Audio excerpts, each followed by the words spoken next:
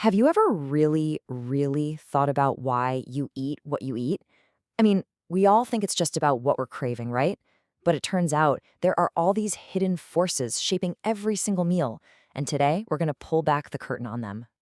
Just think about it for a second. Your last meal. Maybe it was a quick sandwich, a salad, some leftovers. You probably figured you just picked whatever sounded good.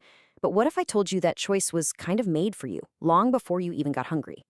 Because what's on your plate isn't just food. Nope. It's actually a story. It's a story written by your family, your community, and yeah, even your bank account. And today, we're going to learn how to read that story. So, where does this all begin?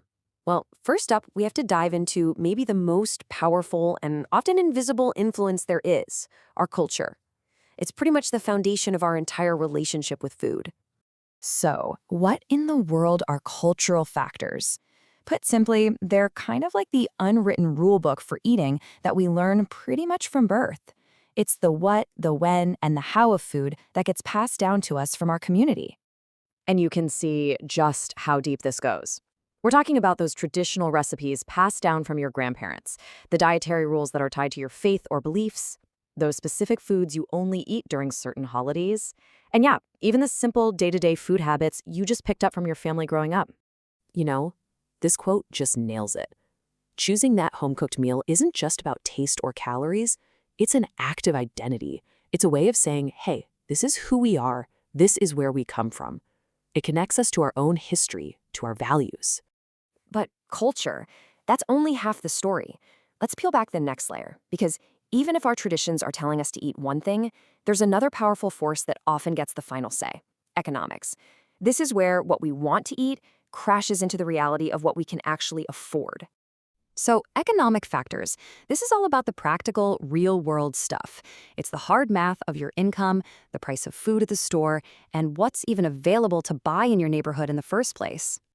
And what's so interesting here is how you can see these two worlds side by side. On one hand, you've got the heart, our traditions, our sense of identity, and on the other, you've got the wallet, the cold, hard financial reality. These two are in a constant tug of war over what actually ends up on our dinner plates. And here's where it gets really real. A family's income puts a hard limit on their choices. You see it all the time, right? Fresh, whole foods can cost way more than heavily processed stuff.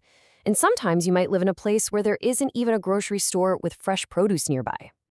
Man, this example is something so many of us can relate to. It's not that the student doesn't know that an apple is healthier. Of course they do. It's that the bag of chips is cheaper, it'll last forever in a backpack, and you can buy it on literally any street corner. It's a choice driven by pure economics and convenience. Okay, so we've laid out the challenges, and it can feel a little like we're caught between our culture and our budget. But here's the good news. It's not a hopeless situation. We are not powerless here. It is absolutely possible to make healthy choices on any budget. And this is a fantastic roadmap for how to do it. First, focus on what's local and in season. It's almost always going to be cheaper and taste better. Second, embrace affordable powerhouses like beans and lentils. Third, try making small tweaks like using a little less oil or sugar in your favorite recipes. And finally, just aim for balance with whatever food groups you have access to.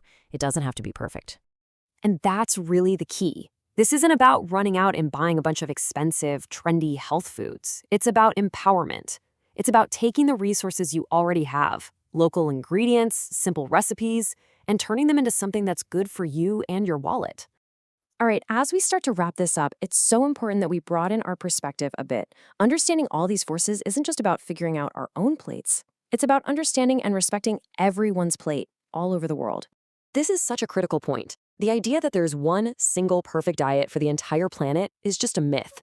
Healthy eating in one part of the world is going to look completely different from healthy eating somewhere else. And that's not just okay, that's exactly how it should be. Every diet has its own context, its own wisdom. So if you take one big thing away today, let it be this. Our food choices are never, ever just a simple decision. They are a rich, complex story woven together from the threads of our culture and the reality of our finances. Understanding that helps us make better choices for ourselves and, just as importantly, have more empathy for others. And that brings us right back to you. The next time you're at the grocery store or sitting down for a meal, just take a second and look at the plate in front of you. Now that you can see these hidden forces at play, what story is your food telling? Thanks for diving into this with us.